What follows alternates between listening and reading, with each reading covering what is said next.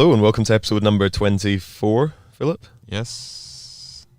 Maybe 25? 25 actually, yeah. Was it 25? 25. Okay. So before we kick off, I have to do the adverts. So we're here doing a pop-up at the World Championships, supported by La Mazzocco and North Star Loast, and also by Temper, a mattress like no other. So if you enter code cycling100, you can get £100 off a new Temper mattress at www.temper.co.uk. I'm getting better at those again. Yeah, you're getting better. I could do voiceovers for the radio. And our guest today is Alex Dowsett. So he's a four-time Pro Tour, the first Pro Tour time trial specialist that we've had in the podcast. He's a previous hour record holder. He's won a stage of the Giro d'Italia, and he's been British TT champion in 2011, 13, 15, 16, 19. Probably actually joint first, as people who've won it the most. Yes, so welcome. First. Thank you. But we have a bit of news anyway, so I probably sound a little bit husky. Phil, you probably sound fresh as a daisy. But I am fine. Yeah, we had a bit of a heavy night last night, so and we looked after a dog. Yeah, we did look after the dog. Yeah, it's known as Alex Dowsett dog now as well, because of that photo that on Instagram that went viral pretty much, I think. Viral in cycling terms. He's not known as Ludi anymore. Yeah, Alan Murchison's dog. Chef put Alan. A picture up and it done better than almost anything I've ever Was that slightly depressing? Well, it seems that I'm a cat person. Oh, okay. Nice dog though. Yeah. But you were riding in the TT yesterday at the World Championships and finished for a minute and a half. And finished in 5th place, best ever finish. So what's your kind of like initial reflections the day after from that ride? I was happy, we put a lot of effort into, and I say we as obviously myself, but also Team GB. I think it kind of shifted a bit of focus towards the road. With Matt Bramier as the head there, just kind of instead of changing how selection's done and also changing how it's more, I guess for the road race, how we're a collection of riders from different trade teams that just turn up on the day and expect to ride as a team. Whereas you look at like the Italians, they race together a lot throughout the year. But from a time trial perspective, I knew I was more or less selected a long way out, and we attacked it like I was selected and went in and saw GB quite a lot and worked out how to make the most of the Harrogate course and sort of things like pacing strategy, aero, all that, and yeah, it went well. And I'm sat at 6 seconds off of the podium, which over an hour-long TT, like that's almost nothing. But there's nowhere I can look at that course, look at that ride yesterday, and go, that 6 seconds is in that corner or there, or I got everything right. I wouldn't have wanted to take any more risks on any of the bends because obviously Campinert's decked it, and you lose more time. Yeah, you'd happily give away 1 second for the sake of possibly losing 30 in a crash. Well, unless you get that little adrenaline kick, then you go firing off. So yeah, I sort of came away. I was like, "That's the result. Yes, it's close to a podium, but to get onto that podium would have required an increase in power output or an aero. So, and that's actually a bigger task than simply saying I should have gone around that corner. I guess if you know you've done the best you could have done in training and in the race as well, then you're just happy with it. Yeah. So yeah, although I follow my coach's advice to the team, or we talk about it, we work out what we think's best, but there's always in the back of my mind, it's like, is that what's best? Is that because in 10 years time I'm going to be looking back at Harrogate Worlds and going, why on earth do I train like that? We now know that you need to train like this to like be this good. So well, if you're Danish, you're thinking, why did I ride for the swimming pool, basically? Yeah. The junior guy. Oh yeah. That's well, that's a different kettle of fish altogether. So it's like that frustration. Whereas I know, I look back at my junior days thinking, crikey, if I knew then what I know now, I would have been junior world champion, under 23 world champion, everything under the sun. But that's bike racing. have you had a look at your data for the time trial? Yes, yeah, I had a good look. Or are you allowed to say? Yeah, what you yeah. I averaged? mean, the plan was we had a very. He sat down with also my coach, Kev, but also a guy called Billy in British Cycling, who I know Billy. Yeah, Yeah. he got married on the weekend. I This was is like, honeymoon. are you going to come to the race because you put so much effort into it? And he was Yeah. like, no, I'm getting married. I was like, all right, that's bigger. And yeah, so we came up with a plan based on most of my rides this year. And we're like, wow, that's optimistic, like, in terms of the power output to hold. But it was more like the first 20k was kind of quite flat, and you're just on the gas the whole time. It's like, right, we'll just settle in and cruise at 420 watts. And I was thinking that on a bad day will kind of buckle me. So I need to just hope, settle in, do it, and then hope I'm on a good day. And I was. So I held 422 for the first 20k, and then upped it over the sort of the bumpy middle section, and then bolted for home and ended up with a 422 normalized average power for an hour and 7. Jeez, that's It's high, massive. very high. Yeah. I was happy. I was happy with that. Yeah. I mean, do we have to chuck in some numbers to make us feel better about ourselves? Peak power or something? But are you the kind of Peak athlete? powers, I once hit 1300 watts. And I was Mate, very happy with that's not to be sniffed at. And anyway, but that so was kind of you. kind of feels more or less double. But anyway, we'll move on. But like, so from what you were saying earlier, it sounds a little bit like, you know, you get athletes that race themselves and you get athletes that race the competition. It sounds like you were talking about the perfect ride and all that kind of stuff, that you were actually almost kind of a little bit kind of euphoric about having delivered that perfect ride. Is that something that you have in the back of your mind, that it's about improving yourself and not about going after the competition all the time? Yes. Actually, that's a really good way of putting it, because you get into, I hate the pre-time trial interviews, because they're always like, where do you want to finish? I'm like, well, everyone on that start line should answer that question with top step at the podium, every single person. And if they don't, then they probably shouldn't be in the race. But then if you say that, then there's a big headline in Cycling News, Cycling Weekly, Telegraph going like, so-and-so aiming for the win.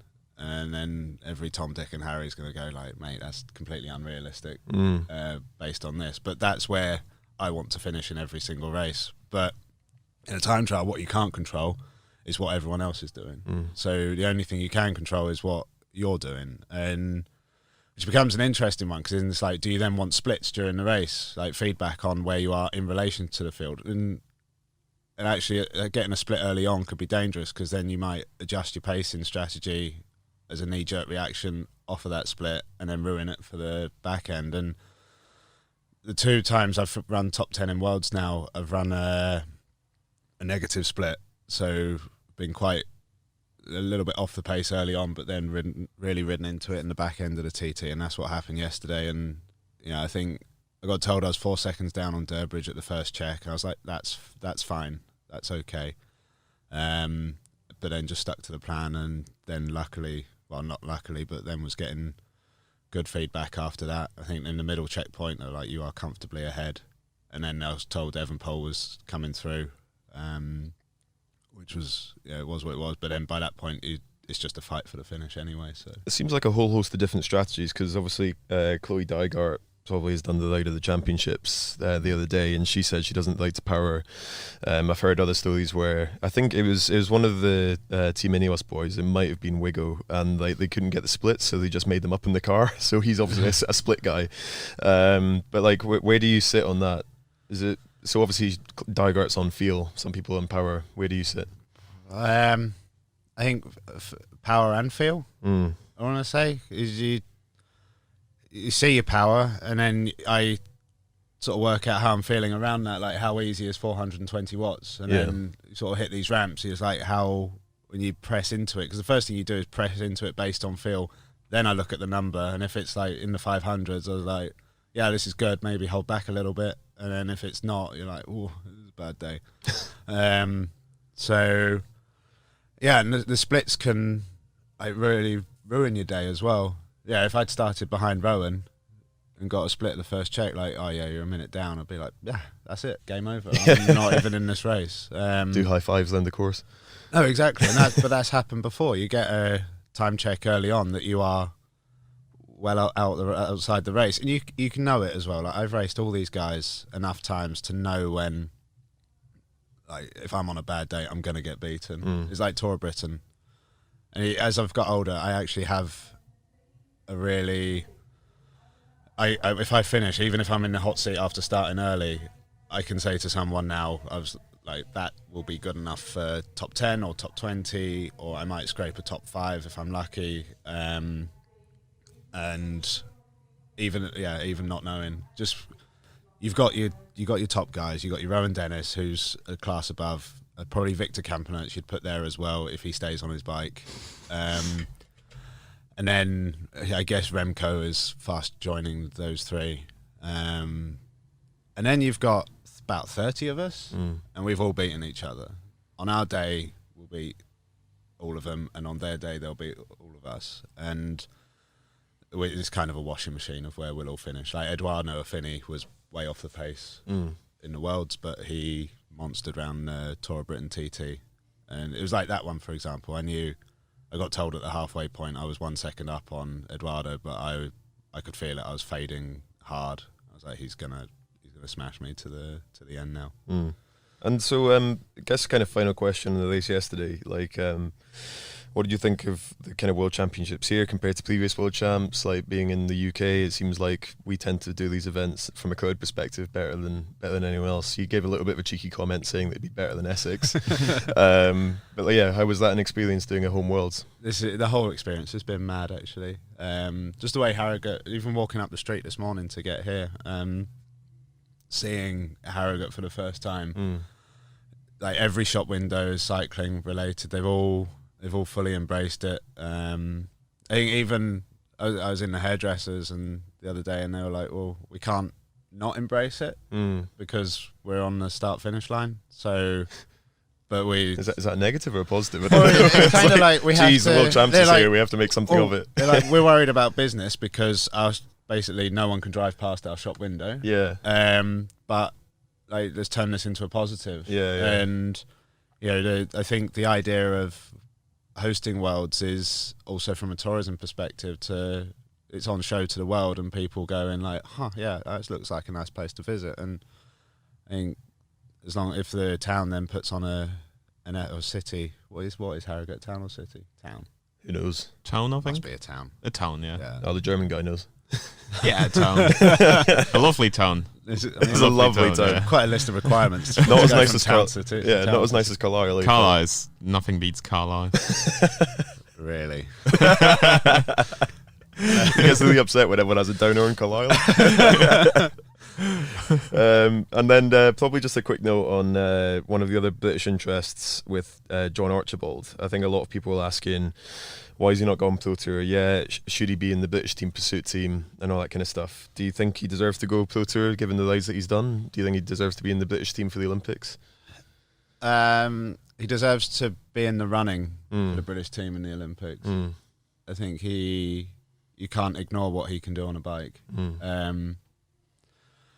Those boys, the Hub boys, it's a tough one because I believe it's pronounced Hoob. Hoob, sorry.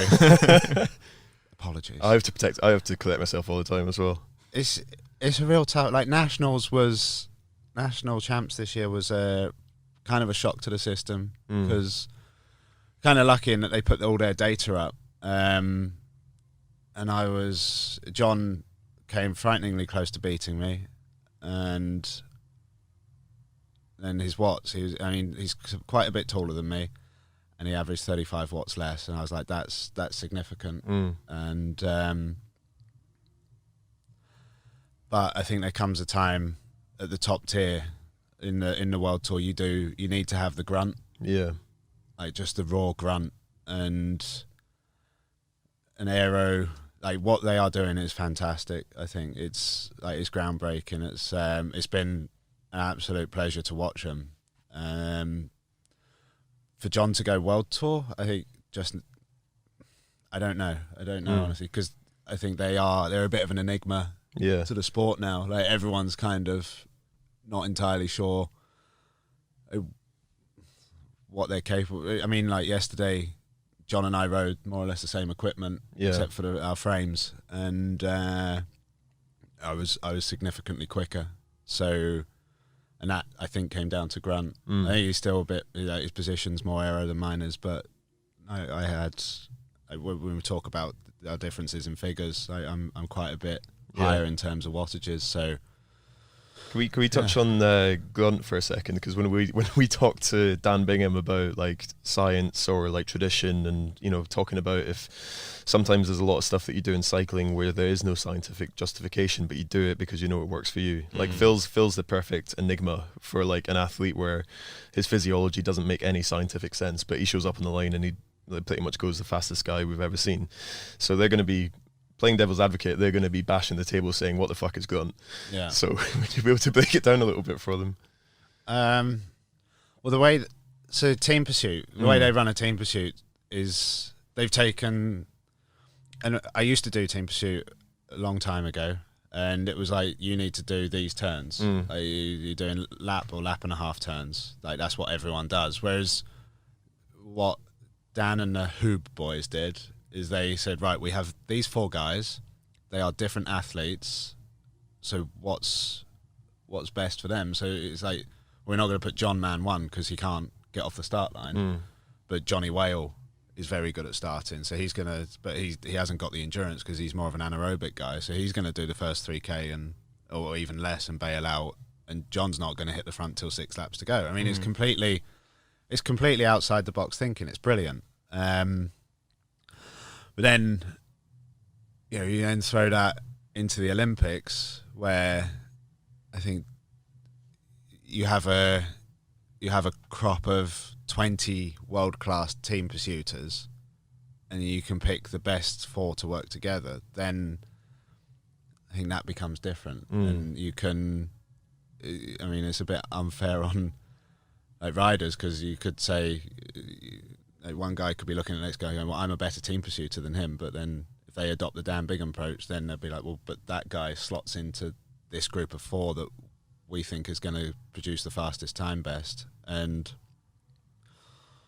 yeah, I mean, it's a bit of a minefield. And I imagine he's made those 4 guys himself, he's Jacob Tipper, John Archibald and Johnny Whale and Ashton Lambie sometimes. He's made those 4 guys go as fast as they physically can, but then what happens when you've got that pool of 20 guys to choose from is the question in my mind. And Phil's just checking to see where the dog has gone. It seems to be missing.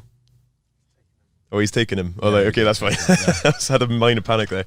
Making it more about you as well. Like, where we were speaking to Magnus Bagstead the other day about where he sits on the spectrum between, like, with cyclists, you're kind of got the artists and they kind of do their thing, no one really understands how it works, kind of like Phil, I guess. And then you got the scientists, and you got Dan Bingham on one end, and you got Phil on the other. And Magnus said that he kind of went a little bit towards the kind of, he doesn't like the term marginal gains, but he's a little bit closer towards that. You've been in the British cycling system, you've been in Team Sky for a little while as well. Like, where do you think you sit within that makeup? In the middle. Yeah.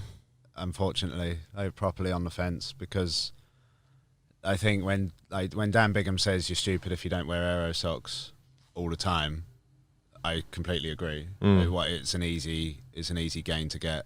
And why would you not? But there's sometimes sort of some common sense has to come into play. Sometimes, I race as part of a team. My day job is to race for Katusha Alpecin, to go fetch. Wearing a time trial skin suit in a road race, for example, might be great if I want to chin off the front. But 9 times out of 10, I'm going to go fetch bottles for my teammates. So yeah.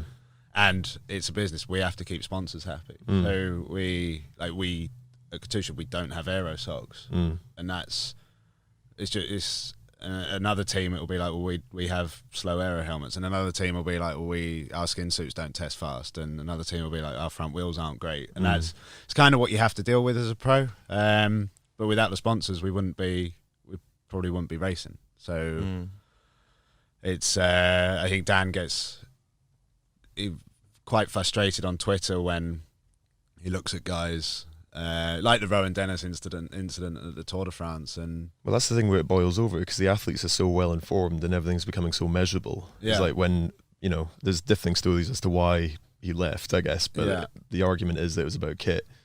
Yeah, and you can, and I guess knowledge is power, but it's also when you are confined by the sponsor's equipment, then it becomes a mental disadvantage. You're rocking up on the start line, and he's like, Rowan, I guess, prefers the PMC over the Merida currently. Looking at yesterday's TT, You can make a wild assumption on that. yeah, and he's sat on the start line looking at who rides BMC Dimension data, thinking like they're on faster equipment, and it's not good for your head. No. And Well, it's a bit like starting a TT and already knowing you're a minute down. Exactly, Like healing yeah. that to start with. exactly, and that's and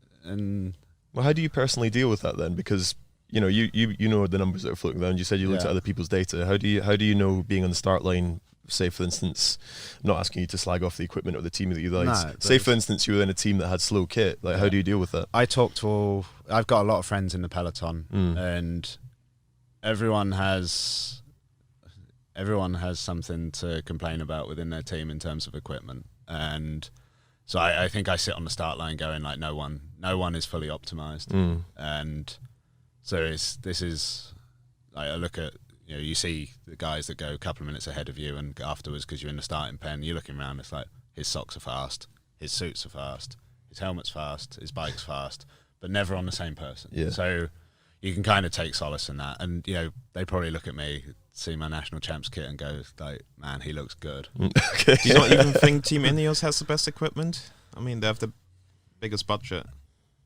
Yeah, Ineos was quite an interesting one in the early days, actually, when I went across from Team Sky to Movistar, because we both ran Pinarello, Yeah. and the time trial, we were on the old Pinarello, which was called the Graal, which was a very mediocre bike at best. Ineos knew that, or Team Sky then, so they produced their own UKSI handlebars for the time trialists, which were absolute mustard. And then went onto the same bike at Movistar, lost the handlebars, and then went worse on the handlebars because they had a handlebar sponsor. So it was this like cables everywhere, just these like handlebar stem, nothing integrated, just bolted on. They were hideous. And then Pinarello released the Bolide exclusively for Team Sky, but not for Movistar. And it's like, well, that's not fair. Yeah. Like, same bike sponsor, but we get the subpar bike, and Team Sky gets and it's because Team Sky helped develop it. So it's quite similar to F1 in a lot of ways, like, you know, not getting the latest Mercedes engine or something like that. Yes. Yeah. And that was, but then the way Movistar, so I went to my first team time trial with Movistar, and after team time trialing at Team Sky back then, very clinical, you know, like, you do this power for this long, and you kind of knew a long way out. With Movistar, it was very Spanish. Like we did 3 laps of the course, far faster than we should have done. We really kind of cooked ourselves before the race started, and it was a mess. It was just, I was like, this is a shit show. You get like frustrated when you come from Sky to these I teams. remember we tried to pin Magnus on that as well, because he's Yeah. ridden for a few Italian teams like in the early 2000s and stuff like that, and we're like what's the most Italian thing that they've ever done? You know what I mean? Like, what's been the most outlandish, flamboyant but frustrating thing that they've done, I guess. So you've been through quite a few different teams. But this is where it got interesting. So, because Sky were at that point had never done well in a team time trial, and so I went to Movistar. I was like, "Well, this is worse." This is worse. And they're like, "What order are we going off in?" And they told us whilst rolling to the start ramp, they're like, "Well, Visconti starts because he's Italian and we're in Italy, and then you, and you." I love that. That's what I was trying to get out of Magnus as well. It's like, I'm just like, I'm like thinking I'm just going to roll around, and then we finished second. yeah. And I was like, huh, all right. There's method in this. Yeah. And that came down to, I think all the riders, they knew what they were doing, and the collective mentality was to just go fast. And there's what I liked about Movistar was no egos in the team at all. Like Valverde, he sort of, there's a love-hate relationship for him, but as a teammate, super friendly, treats the Neo Pro as an equal. Like no one's above or below him, staff, everyone. So a proper nice guy, and that was across the board at Movistar, and because of that, everyone knew their strengths in a team time trial, or everyone knew their weaknesses as well. So it was simple, like you don't lose the speed, and once you're done, doesn't matter if you've done 5 seconds on the front or 55 seconds, you get off the front instead of dropping the speed, and I was like, okay, there's like method in this organised chaos. Does that make you a little bit sad that it seems like Movistar is in a much different place now? I think that, yeah. Because I guess at the Vuelta, everyone was saying, this doesn't look like a cohesive team, I guess. No, but they've always gone in with the Nairo Valverde 2-prong approach, which they've got away with. Well, you'd say they've got away with, but they haven't won. And like having 2 in the top 10 or 2 on the podium is a bit of a crime when it's not on the top, when it's not 1 on the top step. Throw Landa in the mix as well, and you're reducing the amount of support riders there. Yeah. So I think, but then when you've got that talent as well, it'd be like, well, how can you not take Valverde and Nairo and Landa to the Tour de France when you have all 3, when the Tour de France is so important? So it's a tough one for them, and I think perhaps losing Nairo and losing Landa could be the best thing that happens to them for next year. I don't think they're doing things any differently. I just think they're all kind of there's fights against each other because there's now like 3 is too many, 2 is okay. Like Ineos go in with G and Froome, and that seems to work fine. Yeah. Like last year when Froome wasn't quite up to it, G very much was. But I mean, I enjoy the Movistar pre-Tour de France. The last couple of years, it's quite predictable. You'll have Nairo going, I'm the team captain, I'm the team leader, everyone works for me. Landa going, I might be the team captain, I might be the team leader, I'm not quite sure, but I want to be. And Valverde is like, I just want to race. Okay. And it's brilliant to then watch it unfold. I just thought in my head it'd be quite funny if we showed up to a team sprint and they tell you on the start line what the order is going to be. Oh yeah, Phil, you're going to be in 3 from now on, so forget your 17-second effort. You got to go for 45. It's probably better than knowing beforehand. It takes the nervousness out of it a little bit, or makes it worse when you get there. Give you nightmares with it. If I know like a week before and I have to do man 3, it gives me nightmares. Yeah. If I get told like 2 minutes before, I'd be fine. Interestingly, actually, because your standing start lap is 17 flat, isn't it? Yeah. That was my average lap time in our record. Really? Yeah. So in my mind, that's like, so I'm at full chat, hour recording, and if we were to cross the start finish line, or the pursuit line, yeah, at the same time, you would catch me in a lap. Maybe, yeah. No, but that's yeah, you would, because you get the slipstream, yeah. And that's well, even without. Yeah. That's 17 O's was what I had to sit on to break the hour record. But I could only do 1 lap of this. But I know, but from a standing start as well. I mean, that's 53k an hour average. Yeah. So you did 53k an hour average in 250 meters. Mate, he's trying to help you. You usually get lipped to shit on this podcast. I know we're trying to big you up. That would be like to have that as a visual thing on the track. Like I settle in at our record pace, and then like on 1 lap you get up and you start as I cross the line.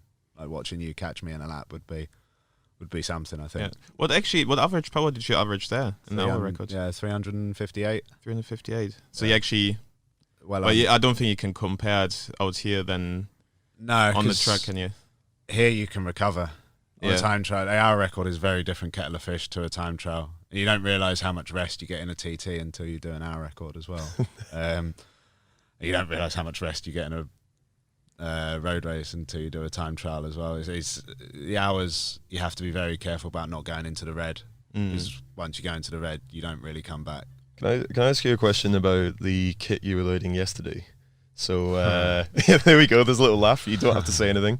No. But as someone that knows what to look out for, there was a few interesting not debuts. There was some resurgence of old kit that we've seen at previous games, I guess, coming out with the helmet and things like that. Yes. Are we allowed to talk about anything about that, or not at all?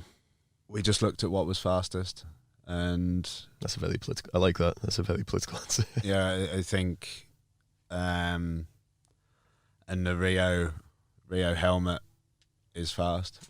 Wiggins used it to win his to do his hour record and to win his world champs, I think, or maybe he didn't. I don't know.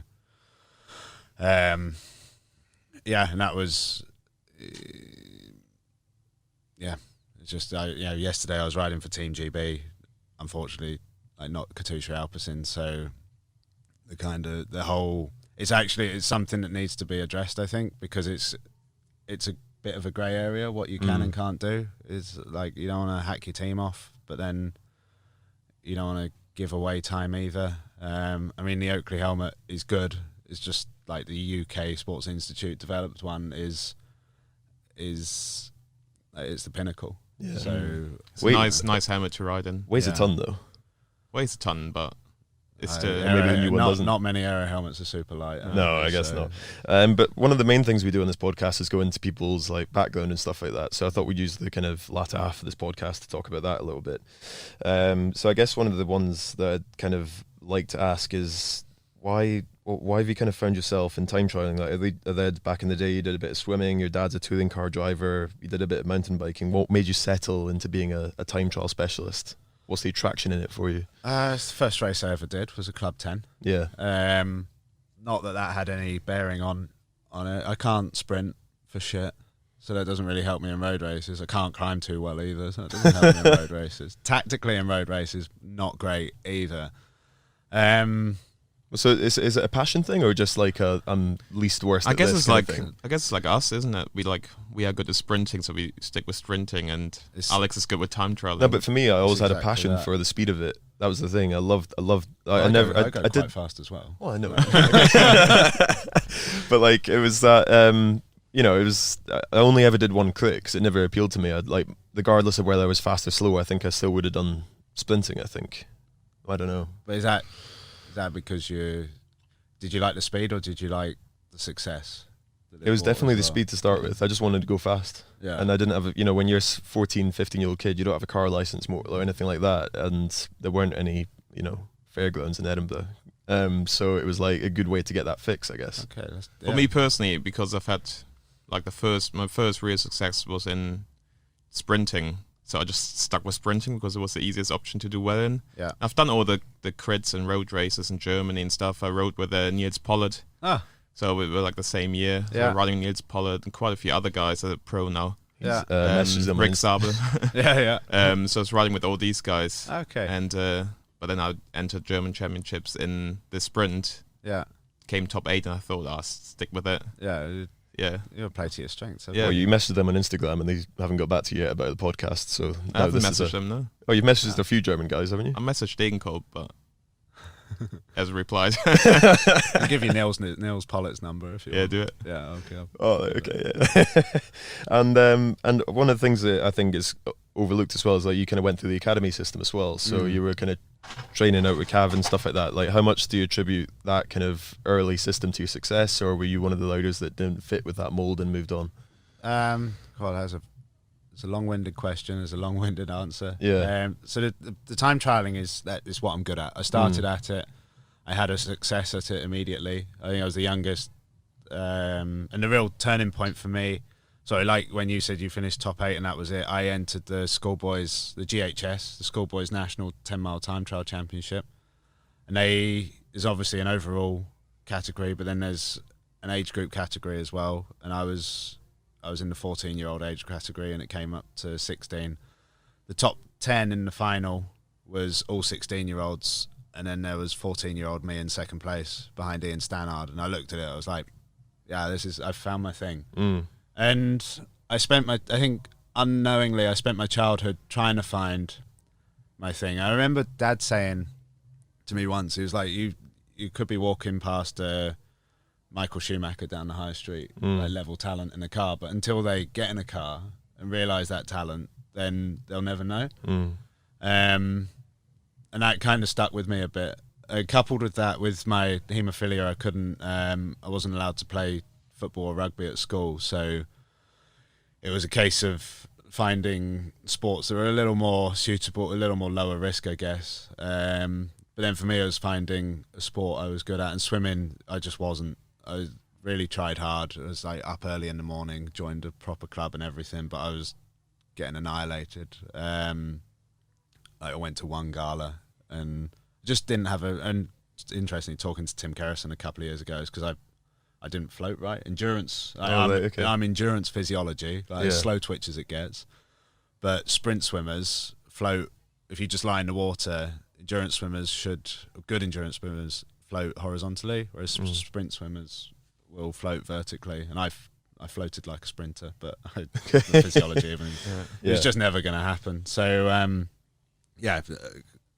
tried a load of sports, discovered cycling. I enjoyed it. Enjoyed the sort of the Club 10, like be faster than you were last week, and how to make yourself faster than you were last week, which, and this was when I was 13, so 17 years later, still doing the same thing, trying to be faster than I was last week. And then just found I had a talent for it. Yeah, and then got picked up by the talent team initially. So went on a mountain bike training camp, which was where I first met Joe Rousel. Oh, right, okay. Who rocked up with a ladies' skinny tire basket on the front bicycle.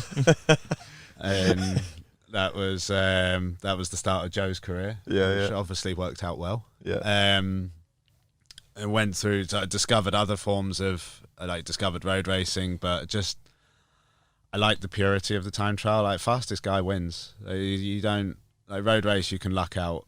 But in a time trial, the fastest guy wins. And that's what I liked. It was simple, and somewhat scientific as well. So that was great. Then I was on the junior squad, so switched to team pursuit more. Because interestingly, the talent team coach at the time, I won't mention names, but they wanted me to come away from time trialing. They said time trialing will get you nowhere in sport, in cycling. I met back up with them when I turned pro for Sky. I was like, remember you said that to me? Remember? And they're like, yeah, I got that wrong. Then moved to Italy with the academy. I had to stay in school to start with, which was interesting because so I stayed in school, did all the Premier calendars. I was a first year under 23. I did all Premier calendars. I was top 10 a lot of the time, best under 23 almost all the time. And then once I finished school, went to Italy, joined up with Stannard, Tennant, Russ Hampton, Johnny Bellis, and Swifty. And I remember sat down with Rod Ellingworth, and he was like, right, "This is Italy. It's all under 23 racing." You didn't know. Yeah. Welcome to Italy. It's all under 23 racing. He's like, there is zero pressure on you at all. He's like, if you only last 40k in a race, like, that's fine. If you last 60k, that's fine. If you finish, that's fine. I was like, looking at him, I was like, mate, I've been cleaning up in the UK in the under 23 category. I'm gonna do the same here. Didn't finish a race for the rest of the season, nor the following season. In fact, the 3 seasons I did in Italy, the best result I got was a 7th because it rained and 11 finished.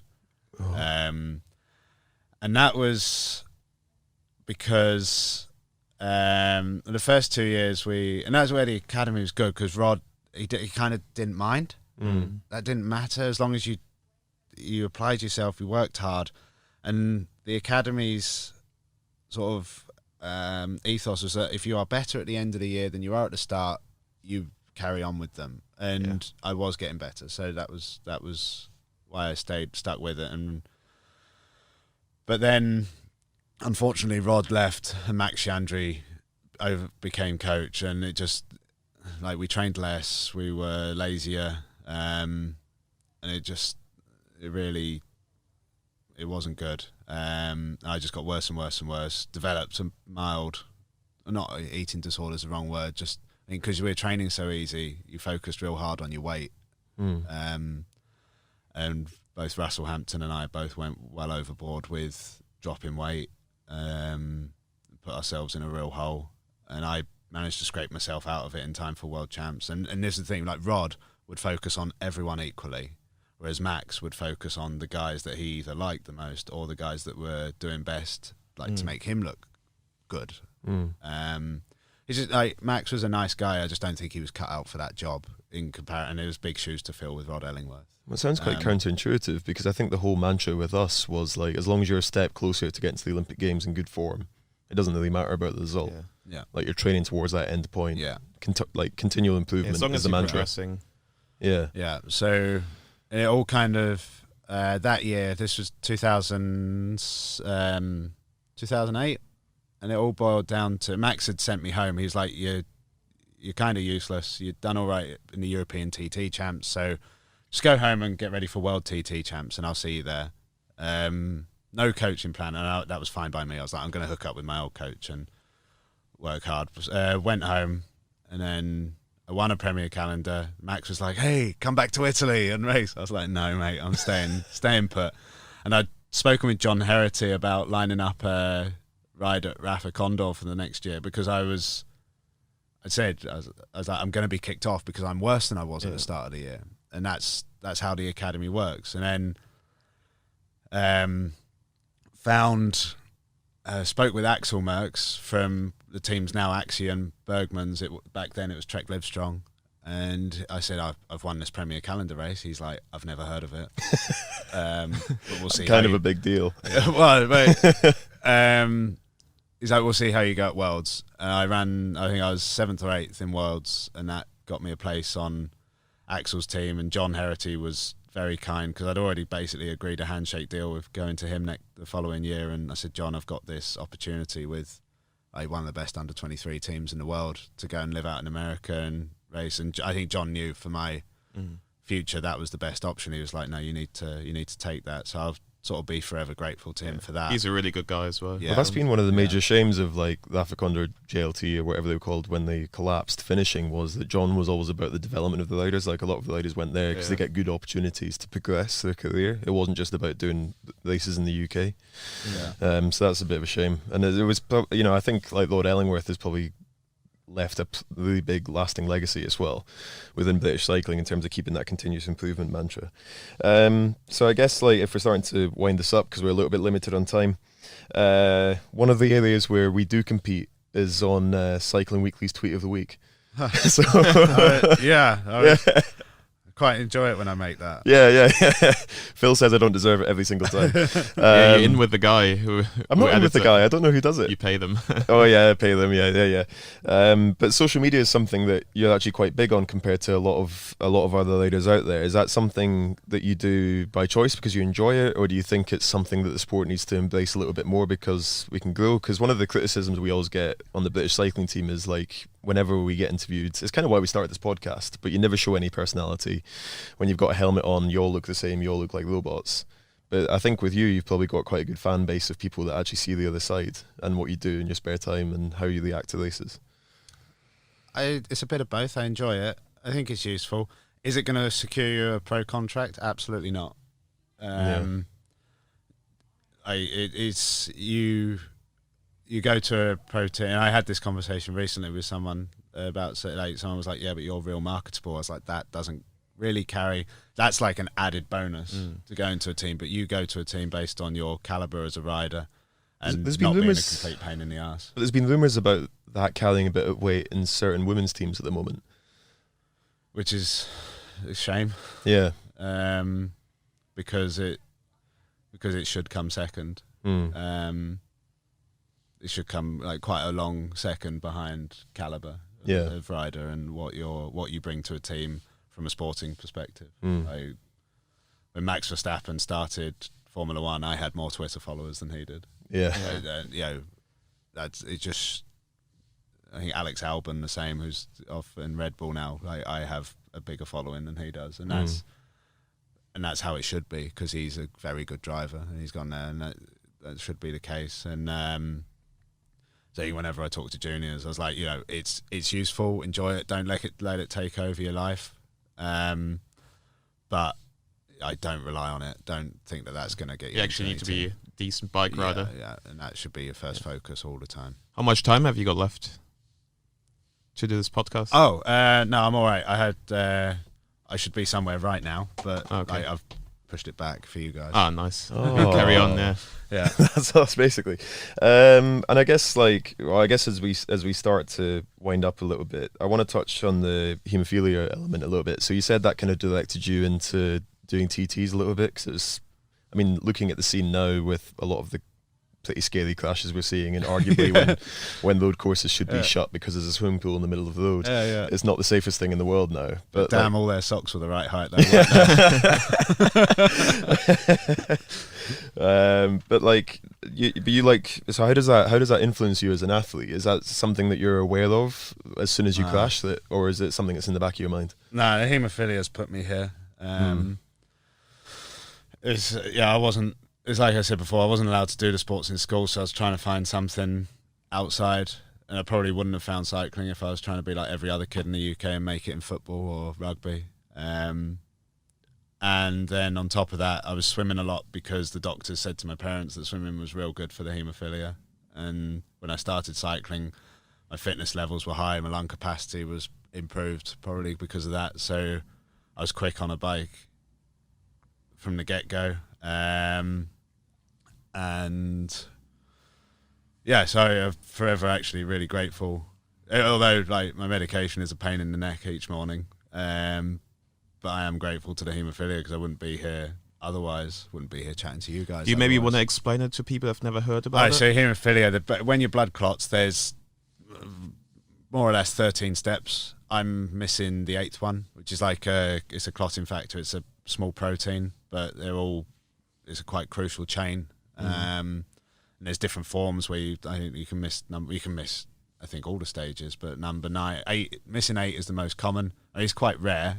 It's 1 in 5,000 have haemophilia, but and it's only in men because of the way it's carried in the chromosomes. Well, 99% of the time it's in men, and it's treated via a daily intravenous injection, or daily in racing, twice day or every other day in training, which I do myself.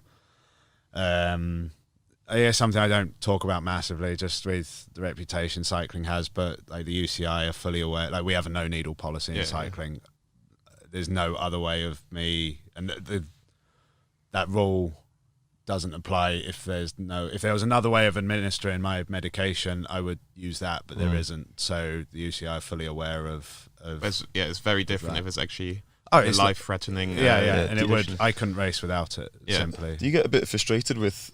So obviously my TUEs were published after the Olympic Games for asthma. Do you get a bit frustrated about people giving throwaway comments saying we should just ban TUEs altogether? I don't actually. But this is the problem. Like, and this is now the just stigma on a general TUEs. terms. But the stigma TUEs. Well, I don't necessarily think they should have a bad stigma. Like, They not shouldn't. overly described. And there's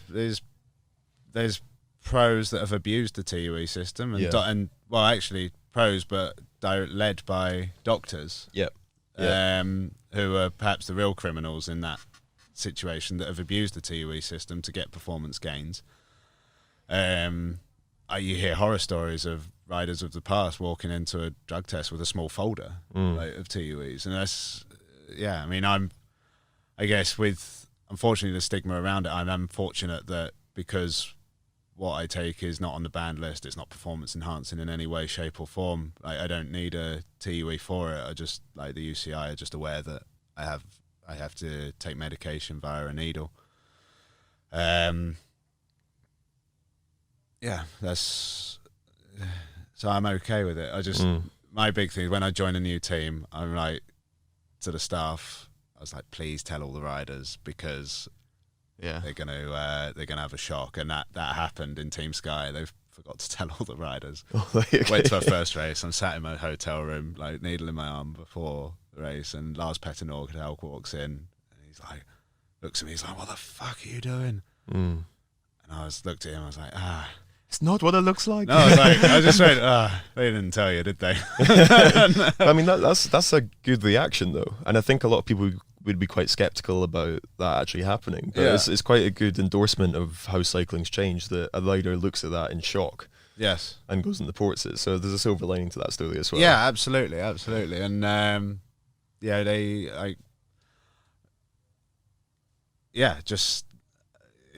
had a stagiaire at Tour of Germany, Tour of Britain, and immediately he got on the bus. I was like, mate, I'm about to put a needle in my arm, and this is why. And he's like, no, it's cool. Like, that's fine. And you just don't want.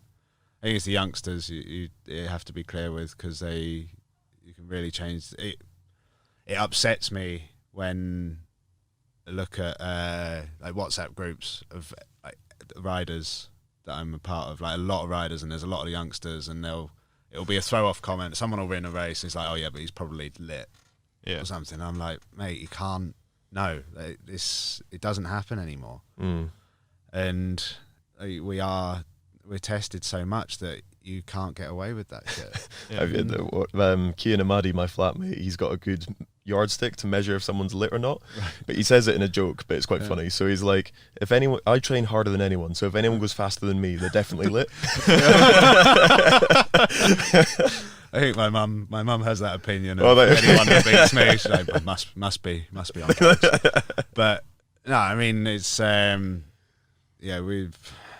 think being more open is a good thing about it, though. Like, if you're saying I am taking an IV, and like you're being open with everyone about it, I think that's why I've been quite open about anti-doping issues and things like that. It's like sometimes you ask athletes anything on anti-doping, and immediately the colour drains from their face, even though they've got nothing to hide. Yeah, just because it's a tricky question. But like, we need to try and break down those barriers a little bit about being open about, you know, what's for your health, what's necessary, what the rules are, because it's such a fucking minefield. I think what I worry, I don't mind talking about taking an intravenous injection, because you can't. What I'm saying right now, you cannot take out of context. Whereas if I do a lot of YouTube videos, and we're saying at some point in a YouTube video we're gonna have to talk about haemophilia, and then it was like, do we show imagery of me putting a needle in my arm? And we're like, we should be able to, but what I envisage happening is some troll on social media going, oh, here's just taking a screenshot of that and putting it completely out of context, that doing the rounds. And, you know, it's like this horrible thing. If you've had even a mark against your name, if you've probably missed a test, like the masses on social media, they'll be like, oh, yeah, but he missed a test. I don't think the public's ready to see that image and take it realistically, because the kind of way that the media operates at the moment is people just read a headline. And it would be like Alex Dowsett posts a video of him with a needle in his arm, and that'd be it. That'd be the takeaway. People don't go deeper than the surface. Yeah, and that's that's a real. It's a shame for us that want to continue to compete. I have the opportunity to compete because of the NHS, because of modern medicine, and I am on a completely even playing field to everyone else. I do think talking about on a YouTube video, for example, would be quite eye-opening for a lot of people. Yeah, because your channel's got quite a big following already. We're getting there, yeah. I mean, I've got a good bank of Russian and Chinese trolls that go after me all the time, and like you can just imagine, like that's going to be the next poster for like everything that's wrong about Western athletes, basically. But then it's really only like 10 or 15 people that are trolls. But it seems like a lot to you, yeah. They're the ones that can make something go viral. Yeah. And someone will be like, and then again, like you said, they'll read a headline, form an opinion, and that's it. You struggle to, and you can't change each person's individual mind. There's like millions of them. And that's a shame, because it should be a good story for people who have haemophilia and realizing that this sport is still an option. Yeah, like it should be the take-home message. We do a lot. I have my charity, Little Bleeders. I work with groups, and my mum gets quite involved as well with other parents of haemophiliacs. I think we're just cautious about showing that particular image because of like low lifes on Twitter. Yeah. Basically, which and low lifes on Twitter do ruin it for everyone. So we won't talk about having to wear a helmet when you crash then, which was one of the kickoffs on your Twitter. Oh yeah, I didn't play that quite right. Anyway, I shouldn't have called out Chris Boardman on that. Leave him to his thing. He knows his stuff. He does. Yeah. I actually hope I see him this week, because I made an error there, because it's a load of stats were thrown at me, and that like it's not opinions there. That is like statistics that In the heat of the moment, there was a bad crash, and it was Yeah. clear that a helmet. I just had a bad crash, and I'm in no doubt that my helmet played a major part in me not having a serious injury, basically. Yeah. So I think there's heat of the moment, and then there's the statistical stuff to back it up. And I in the think end. that in a nutshell, what is the problem with Twitter? You fire off in the heat of the moment and think about it after, and that is like quite often I'll write a tweet. The amount of tweets I've written out, looked at it, tried to see it from everyone's angle, then shown it to my girlfriend and been like, can I tweet that? And then probably deleted it. Because it's not worth the hassle. It's a can of worms that I shouldn't be opening. I'll save them in the draft, so they'll always be quite funny. Yeah. Just to look back on. Yeah. And a lot of them are just like angry, ranty tweets. And it's, I don't think anyone actually wants to read that anyway. So, I mean, it's not the biggest misstep. You've not done a Pete Kenner or anything like that. No, my biggest misstep is I once called Lance Armstrong a legend at exactly the time you shouldn't be calling Lance Armstrong. Okay. Well, we always, when we're always getting like looked after for sponsorship deals, like we always like to wind up the person who's minding us, saying like the first thing I'm going to say is that Lance Armstrong's a fucking legend, and they're like, oh my god, please don't say that, please. Like, I know you're joking, but seriously, please don't say that. Oh, I did that. Couldn't even take it out of context either at the time. We were in China, and China doesn't have social media, so we had no news. And they'd said, Lance has tested positive, or like he's gone positive or something. And it's like, well, in that era, that's not really news, because you try and find someone in the top 10 that wasn't. It was a different sport back then, but wasn't aware of the full scale of it, like the sort of the manipulation, the lies and everything, sort of using his power as leverage and bullying and all sorts. Completely unaware of that. And what I'd seen, I'd been on Lance's development team for a year. I'd visited hospitals with people suffering, possibly dying, maybe being cured of cancer, that were being supported by the Livestrong Foundation. I was like, that team put me in the world tour, so I was very much a Lance Armstrong fan, and felt like and with the haemophilia side of things, kind of saw a bit more of a familiarity with him. Even though I only met him once and spoke a handful of words when I was on that team, but either way, his story was inspiring, and at the time. Well, I think it still is, actually. I think there needs, for me anyway, there's two Lances. There's the kind of charity one, and then there's the guy who basically cheated, I guess, did cheat. And I think some people have difficulty separating those two people out, because what he did was amazing. What he did for charity was amazing, but there's also obviously a very dark side to him as well, which is inexcusable in a lot of contexts, especially when it came to the bullying and all that kind of thing. Yeah. So it wasn't my finest moment anyway. Really, it was the journalist sort of walking around the peloton, basically looking for what I gave him. Yeah, I gave him exactly what they wanted. So what's next for you? Unfortunately, your team Katusha Alpecin is folding. No, it's not folding. Is it not folding? No, there's anyway? rumours about it folding. Oh, okay. Yeah, no, we're still a bit in limbo. Oh, okay. But it's not folding. Yeah, if it's late September, if it was going to fold, it would have folded a long time ago, because it can't happen now, not this late. Okay. So I think a merger is on the cards, but I don't really know any more than what I read on social media. They don't tell us. I think for fear of, like, these are quite high stakes, high money business deals going down, and the rumour mill can. Oh, it's massive. It can also upset a deal if someone knows more than they should and then spreads that. Cyclists can't keep their mouth shut. That's the thing. It's like, what is it, Chinese whispers, where I'll be like, don't tell anyone, but this is happening. And then next minute everyone knows. Because we remember, like, we know a lot of the Team Ineos guys really well, and the rumour mill that took off when Sky left and they were looking for a new sponsor was absolutely massive, and you could see that detracted from a lot of the stuff they were trying to do, I guess, the whole time. Yeah. So you're taking the right approach, I guess, to stay out of it. Yeah, I mean, so it's been frustrating as an athlete, sat there wondering, I'm contracted, can't talk to. I can have very loose conversations, but it goes as far as like, hey, if I'm out of a job, fancy taking me? And they're like, maybe. Yeah, I've won to put in your calendar. Yeah. But we'll see if you are actually out of a job or It not. must be quite scary to know, like, well, I might not have a team next year, or It's a little bit, yeah. I mean, 5th place yesterday wouldn't have hurt my chances.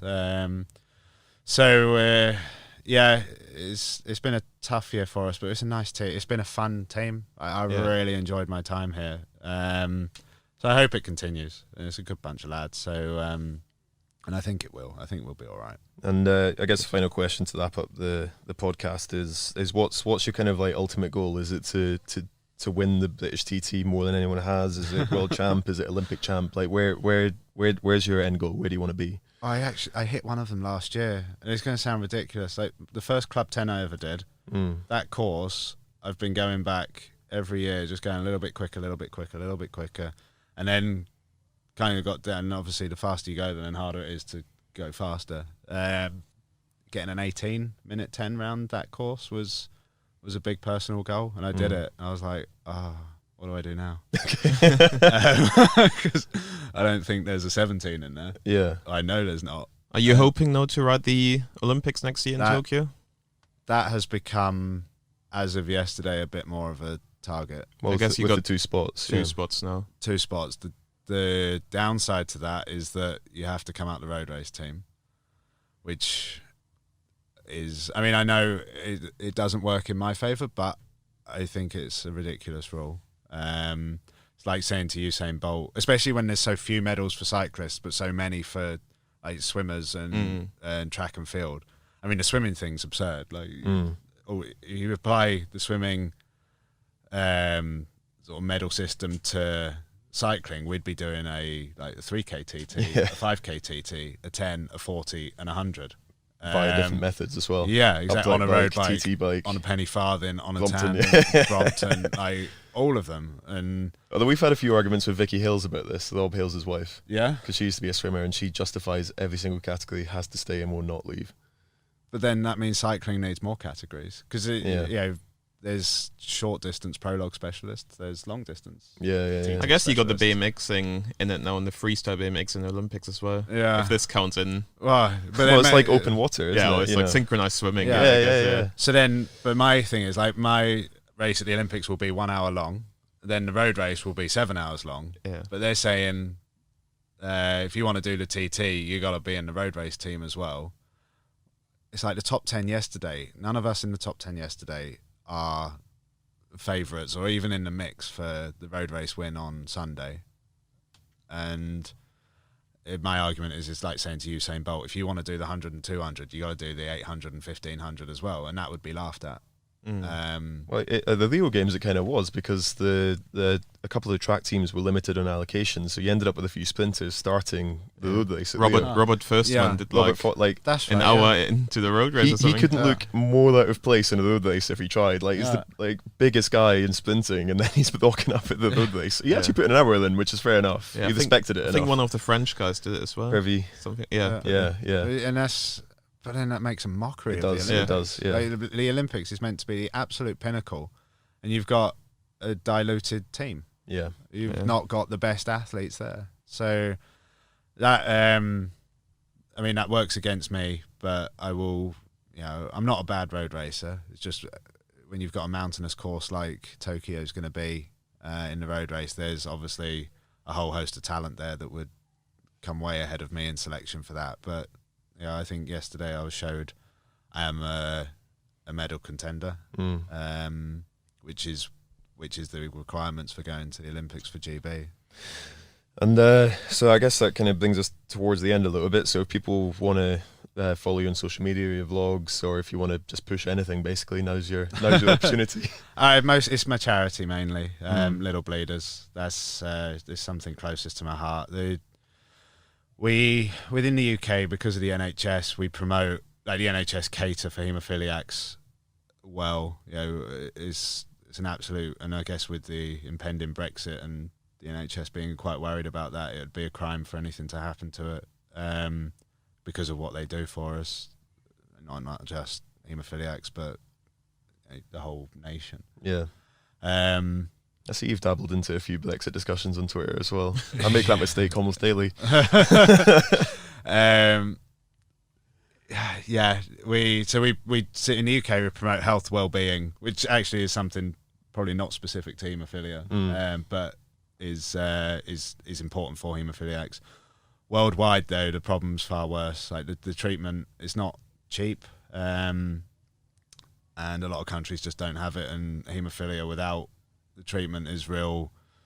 It's a real bad time. It's like real debilitating. It's life shortening. It's spend a lot of time wheelchair, crutches, just with internal bleeding. So our main goal is to try and make haemophilia not sort of specific to countries' wealth, but actually across the board treatment for everyone. Yeah. So that's a basic right for everyone. Yeah, and that, I think that's what's right, and it's like educating the pharma companies to sort of do that a little bit more, and governments to put funding into haemophilia as well. So because it's useless just taking medication out there because it's not sustainable. You've got to like education. Anyway, I'm digressing. It's that's our goal. No, for sure. All right, well, thank you very much for coming on, and we wish you all the best for hopefully Tokyo, and obviously with Little Bleeders as well. I think that's a really good cause. Thank you. Yeah, thanks. I have to sign off quickly with the sponsorship again. If you want to drop in any sponsors as well. I'm good. All right, okay. So we're here at the Prince of Wales roundabout at the Cycling World Championships all week. So if you want to come down and get a free coffee and chat to Philip Hines and myself, you can do that. We're fortunate enough to be sponsored by La Mazzocco and North Star Roast, and also by Tempur mattresses, a mattress like no other. If you enter discount code cycling100, you can get £100 off a new Tempur mattress. To redeem, visit www.tempur.co.uk. Thanks again, Alex. Thank you.